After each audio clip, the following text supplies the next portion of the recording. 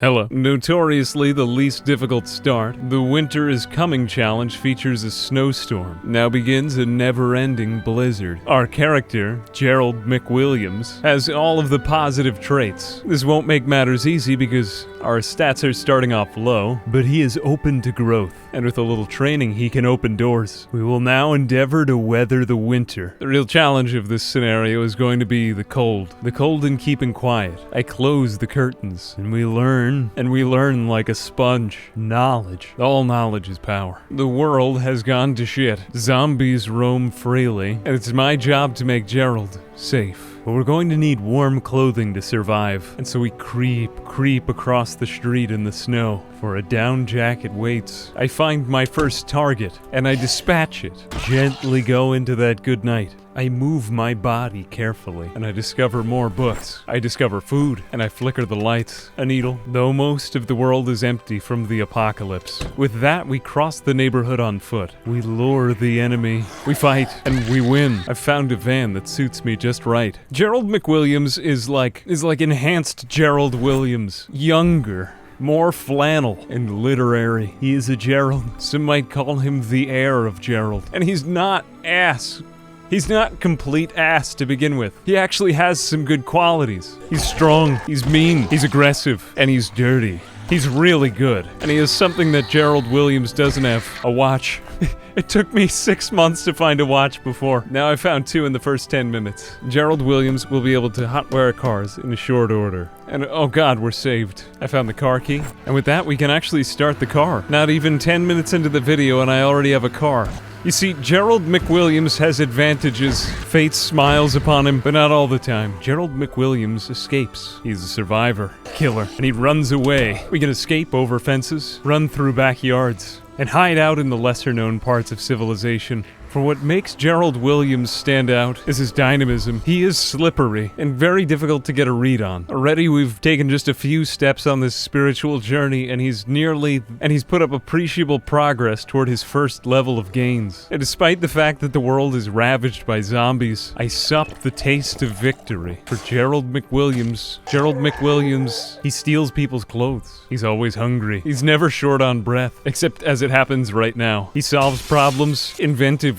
And God holds him in the palm of his hand. For this, God sent Gerald McWilliams into the world. And though the task that lies before me is extremely onerous and large, by the time we've run from these hordes, I'm sure we'll be a master of stealth and quietude. And it seems I've actually run off all the hordes. I am safe again, for now. For now, I'm safe. The world is in peril. Great peril. Ancient peril. For in our world, blanketed by snow, few are the places of refuge. But let us rejoice a moment. This is a character I've wanted to play for a long time. Project Zomboid is a punishingly difficult game, and I really think it's only fair to play as a character with all the positive traits, especially in a scenario that's so difficult. The world is covered in snow, and we'll never actually see the light of the sun again. That being said, vast hope lies in the promise of leveling up our skill set, and I know a lot about this game. I've been playing it for years. Truly, I tell you, you will see the son of Gerald Williams coming out of the house, crossing the fence, and conquering the day and the beasts of the night. This challenge may be difficult, but it's not insurmountable, for Gerald McWilliams can fight any threat. Truly, barriers exist only in our minds, and we can expect to see great gains if we concentrate. Although cold weather may drear the brightest spirit, I have been hardened, and over the years I have learned the best men set their foundations on stone. So harden your heart and get ready to grind skills. For me, there are many.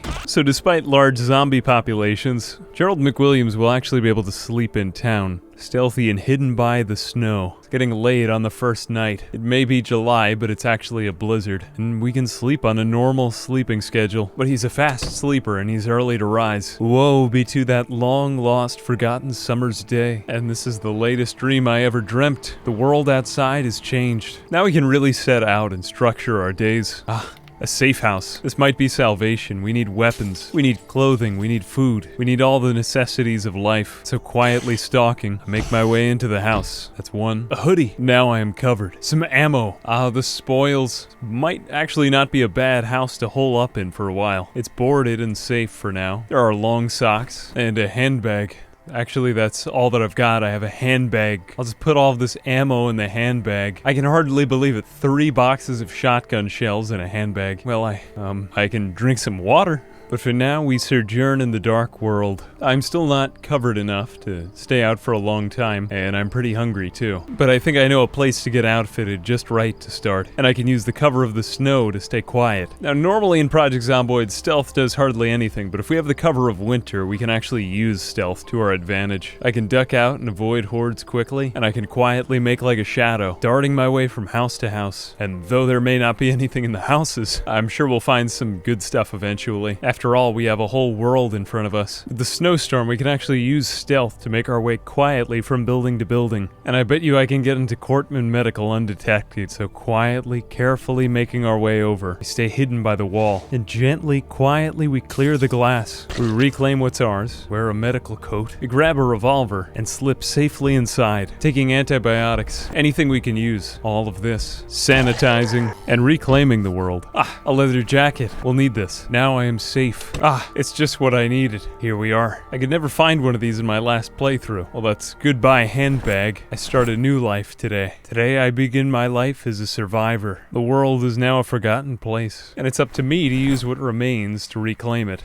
But the zombies have returned, and they're coming in fast. Oh, it wasn't for nothing that I tested this.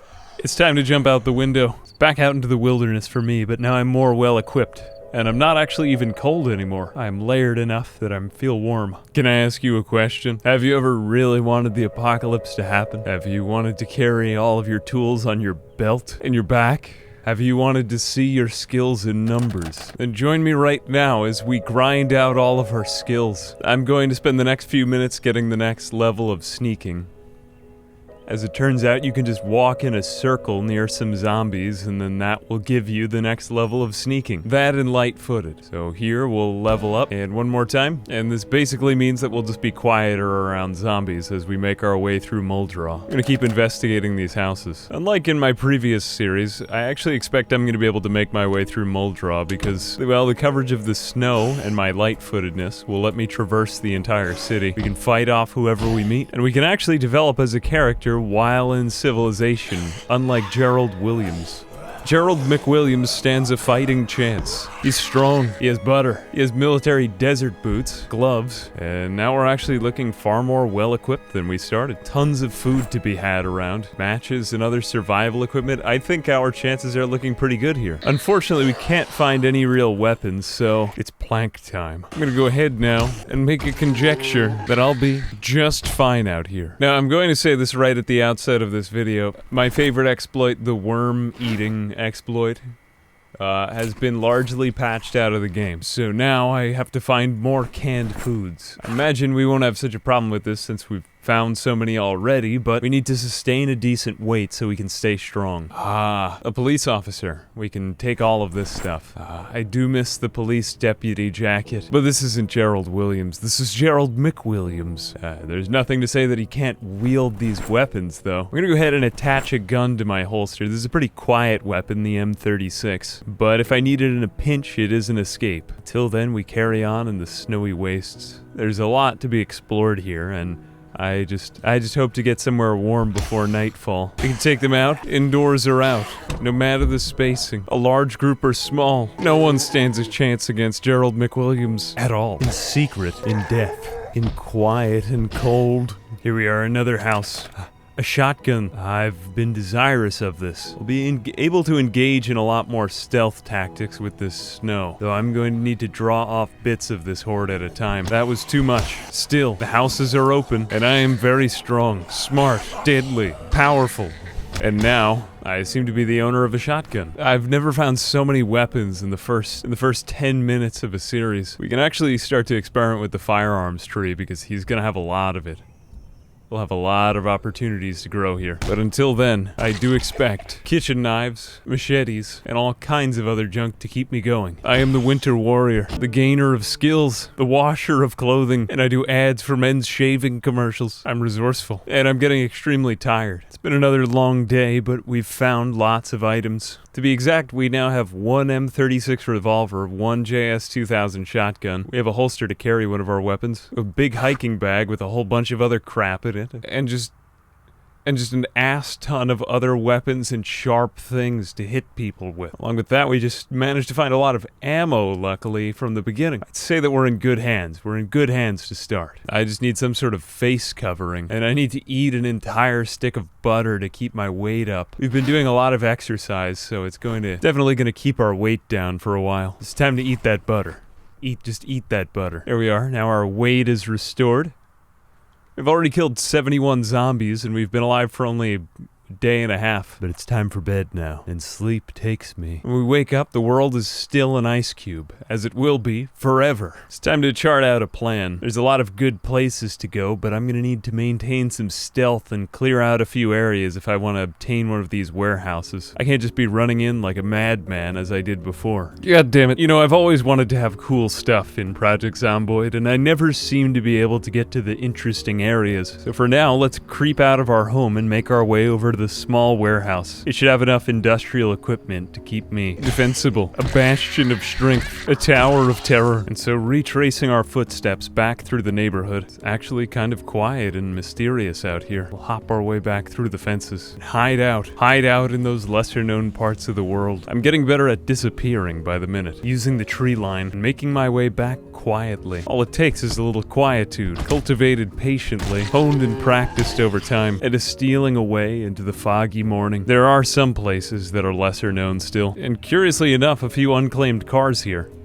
Won't be long before I can hotwire these things. We won't bother with them now, but I think I've found a home. This place will be to me as a safe haven. Water, libations. Well, we've upheld a decent lodging. I'd say that we've come along far enough for our skills and stats. I'm really looking forward to playing as a slightly better character. Don't think that the challenge will be so much easier. The winter will bring cover, but clothing constantly degrades in this game. We're going to need to find warmer clothes if we want to survive. We'll also need to relocate or find a car. We had some kind of bum luck to begin with, but anyway, I am in a winter spirit, so it's all very fitting, and I hope you are too. Alas, I think that's all that we have time for today. But now we're equipped and we're ready, a well-oiled machine off to a new adventure. As always, thanks to my patrons. They keep it all together. They keep the ship afloat, so thanks to them. Thank you. And thank you for watching. I hope you enjoyed. As always, my name's Ambiguous Amphibian. Goodbye now.